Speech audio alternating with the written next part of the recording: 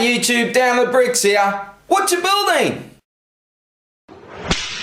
Well, I've got two great Star Wars models facing off in this comparison review. On the left, we have set 7661 Jedi Starfighter with Hyperdrive Booster Ring from 2007. Has 575 pieces, came with 2 minifigs. On the right, we have the new 2017 set 75191 Jedi Starfighter with Hyperdrive, 825 pieces, 4 minifigs. The retail cost on that one is £90, 100 US dollars, 110 euros, and 160 Australian. Normally in one of my face-off reviews, I'd be doing an in-depth review of each model. I will be reviewing both of these sets, but I'm going to go through it a little bit quicker because I've got a heap of comparisons I want to get through. I've got lots of comparisons with minifigs, with other ships, so if you love a good comparison, stick around for those. Of course, at the end of the video, I will give you my final thoughts on these sets. But before we get stuck into it, if I could ask you to hit that thumbs up button if you love these face-off reviews, hit that thumbs up, that would be awesome. But let's get into it. Jumping straight into the minifigs from the 2002 set, we get Kit Fisto and Obi-Wan Kenobi. Two great looking minifigs. Love Kit Fisto, he just looks fantastic. And that headpiece, that is just awesome. It's actually made out of rubber, it's not a hard plastic, but yeah, very awesome looking minifigure indeed. Before we take a look at all of the new minifigs for the new set, I just wanted to show the two Obi-Wan Kenobis together. So let's take a look at this all new version of Obi-Wan Kenobi. Of course he does come with his droid. This is R4P17. Very nice printing on Obi-Wan, really like the torso and leg printing. Of course we get the headset printed face, very nice hairpiece as well. And if we go around to the back, nice printing there, and we do get an alternate face print. The next new minifig we're going to take a look at is the young Boba Fett. So very good to get this character again. We have actually got him 3 times in the past. So we're going to do a quick comparison. Let's just go around and take a look at his printing first. So nice back printing. Nice to have the different coloured arms. Very nice torso. Great looking face print. Love that face print, and we do get an alternate face print as well, and that one's pretty cool. As I said, not the first time that we've got this minifig. Here we have him here from a advent calendar, the Star Wars calendar from 2013. That was 75023. I do have this minifigure, I just couldn't find it, so I just put this picture up here. Now, the new one is listed as a new minifig for 2017. So there's a slightly different face print. Looks like the belt might be a different color as well. A little bit hard to tell from this picture. Very disappointed I couldn't find the minifig, but slightly different. But overall, it really is much the same. But now let's take a look at the young Boba Fett from the Jango Fett Slave 1 set from 2002. Back when they were doing the yellow flesh tone minifigs. Quite a difference here. Both very cool minifigs, aren't they? And now on to Two Guns Jango Fett, and awesome minifig. Great printing, really does look the part. Look at that silver print, very nice. Has his jetpack there, that is very cool as well. A look at the rear of his torso without the jetpack, again that nice silver print. No alternate face print. There is his face print there, but just a great looking minifig.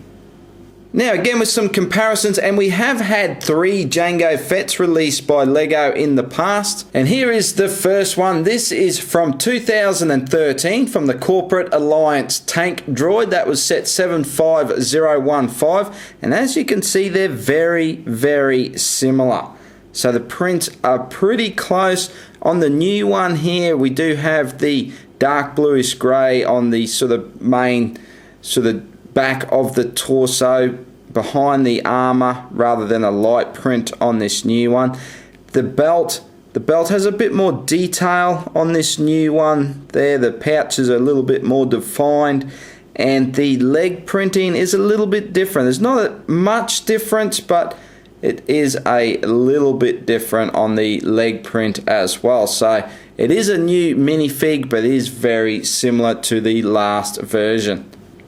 But you want different? Let's take a look at the minifig of Jango Fett from 2002 from his Slave 1 set. This old mold of Jango and the Boba Fett we used to get. Very cool. I do like this old mold. I do think he looks really cool. Nice big jetpack on the back. It's probably a little bit too big compared to the new one there, but it is a great looking minifig all the same. We don't get any leg printing there. The torso again uses that nice silver finish on it, but yeah, it's very cool minifig all the same. So we're going to start with the hyper ring of each set. The first thing to notice is the design of the ring here. The internal part of the ring is actually very much the same between the two sets. So use the same design there, nice and solid, all joined with these elbows. We use these elbows here and axle pieces running through, so it's nice and strong. You can see there if I'm pushing down on it, nice and strong, nice and sturdy. To pick this one up, you actually just have to pick it up from the top. There's no handle on this one, so when you want to swoosh it around, you just pick it up from the top. The propulsion on the sides here, very different between the two models. So we have 3 different engines on each side here, looking from the back. Very nice to look at there, very nice design, nice bits of detail down the outside. One of the big differences is the connection of all these panels around the ring. So in this model, they've just used the pins with the studs on, and you just simply, let's have a look at the top one and I'll show you, you just simply clip them straight on the studs there. So a little bit different to the new model, so I'll have a look at that shortly. The base, to make it stand up, is just basically using 2 8-long tiles there, and that sort of gives it stability there on the bottom, and that's pretty good. If you rock it back and forth, it's not going anywhere side to side. Pretty good. We do have a couple of flick fire missiles. They don't actually connect in anyway, you just slide them in like that. You can give them a good flick here from the back. Through the center section, it's all just Technic beams joined up, pretty sturdy in there. Not a lot to it really. We have these locking flaps here, and then to put the interceptor in, and I've actually put the landing gear down, so let me fix all that. We have these pieces just here, and they basically just slide in those holes like that. So you can just, how can we show this? We might do it like this, and you just slide it in like so, and it just sits in there, and then you push these down and that holds it into place. There's not a lot to hold it, but you can see if I give that a good shake there, it takes a bit to get it to fall out. But other than that, it is pretty cool. Slip it back in there, and it just sits like so. Very nice. Onto the 2017 ring. So a big difference in the piece count, 250 pieces difference between the two sets, and the bulk of those pieces have gone in to this ring. So it's definitely bulked up a lot. A lot better design on the panels. We'll get onto that. Let's first of all just have a look at this inner build here. As you can see, very much the same. So with the panels, let's just get to one here. Let's clip this one off the top. So it's actually a little bit stronger. That's used plates to actually hold it together. Got some plates underneath here just to hold it better, and then we use these plates with the 2 pins on it, and I'm not gonna get one out. It doesn't want to come out, but you know what I mean. Let's show you that. Underneath you can see has these pieces here that you clip onto these panels, and then you push them in, and then you can't get them out. Down the bottom has a bit more of a base to it, this model, so definitely not going anywhere. This one, if we rock it side to side, it's coming back, coming back, coming back. There we go. Back and forth, very, very sturdy back and forth. So nice and stable. The propulsion system, nice big engines. Have a look at those beauties. Don't they look fantastic? And while I'm at it, I have to point out stickers. Here's the sticker sheet. As you guys know, I don't tend to use the stickers on my sets. These big stickers right here supposed to go on there. But I actually think just with this little bit of detail they've used here, the bits of green in there, I think it looks great. Really don't think it needs the stickers. Here's the engine design. Probably prefer the engines, the rear of the engines on the old model. And the other big thing to note is, of course, we get a handle. Now, a lot of people thought that was going to be used to strengthen the ring, but as I showed, the rings are quite sturdy. It's really just a handle. Actually has a little bit of movement in it down here, so we don't actually push those pins all the way through. So we get a little bit of movement there, and you can just pick it up like so, swoosh it around.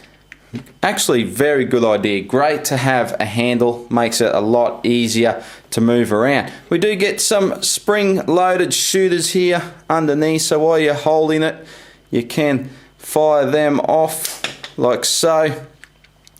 You can also use the handle here to use the mechanism to fit your fighter in there. So just triggering that, and we have some rubber bands in there, and it slides that piece back and forth. So the mechanism to bring your Starfighter in is a lot more secure on this model. And just before we do this, you can really see how much more this centerpiece is built up. It's really quite substantial and is a very nice build all in all. So let's try, here's the best way to show this. If I just show straight underneath the fighter, we have these pegs here, and that's what goes in.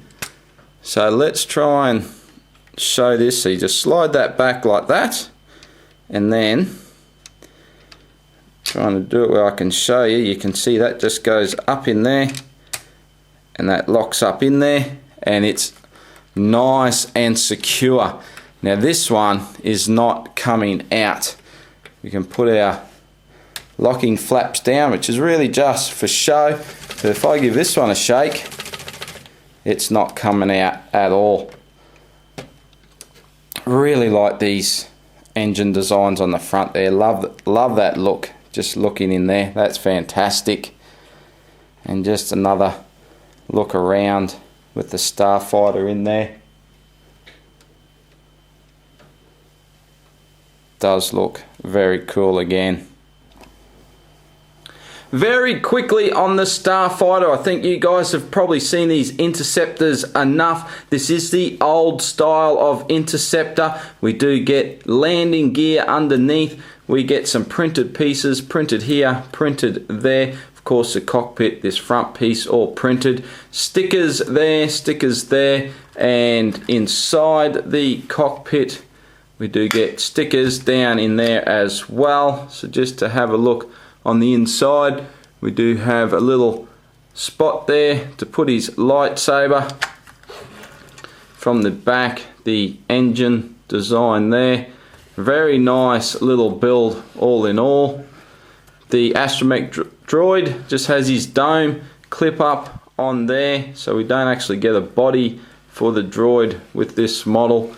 And I think that is about that. Onto the 2017 Starfighter. Underneath here we do get landing gear on the front, and that just sits on this bit at the back there. Some nice engines. Again, didn't use any of the stickers. Think it looks great without them. From the original pictures of this set, there's a few comments, and I thought the same thing. I thought it was sort of a little bit high in this back section here. It looked a little bit funny in the photos. Upon building it though, don't really notice that at all. So in hand, it's really a non-issue. Looking from the back here, we get a little bit of adjustment here, and I've just popped one straight off, so you can just see how that wing just clips on. So it allows you a little bit of adjustment there, like so. Nice design around the back here. Let's have a look inside the cockpit, and we do get a printed piece. So that is rather cool. Very nice piece at that. Now, a couple of things. Oh, let's have a look about the stud shooters first. Actually don't mind that. I think that looks pretty cool. May change that, but overall I think that doesn't look too bad. With the droid, we do have a little posse right here. So what you do is you pluck his dome off and you whack it on there like so, and you got your droid in place. What do you do with this, you're asking? Well, if we pop this off, you can actually drop him down in there like so, put that back on, and Bob's your uncle. You've got a little spot for the body, and you've got your droid on the wing. I do like how they've done that to actually get the realism of the droid in its correct position. In our last few Starfighters we've got from this model, they've actually just had the droid in this center section, which isn't exactly right. So I do like how Lego have come up with that, and it does look rather sharp, doesn't it? Nice and sleek indeed. One other cool thing is you can actually attach the lightsaber down underneath here. There is a little clip, one on each side actually. You can clip the lightsaber on there, so you do have a place to keep the lightsaber when you put Obi-Wan in the cockpit. So now it's time to get on to the comparison. So we're going to have a look at a few different models of this Starfighter. So first of all, we're going to have a look at the last time we got Obi-Wan's Jedi Starfighter. This is set 7143 from way back in 2002. So it's only taken 15 years before we've got another release of this same ship. As you can see, very, very different. I do love on this old one how we get all these printed pieces. That is just so good. All this fin here is printed. Very nice to get printed pieces. We don't get really quite the right shape with this model between the new one. I think it's probably a little bit between a cross between the two to get the right shape, but I do like the design from this new one a little better. So let's go with something a little bit more current. This is 9498 Sassay Tin's Jedi Starfighter. This is from 2012. This one had 244 pieces. There's actually quite a few more pieces in the build of this one compared to this new Starfighter.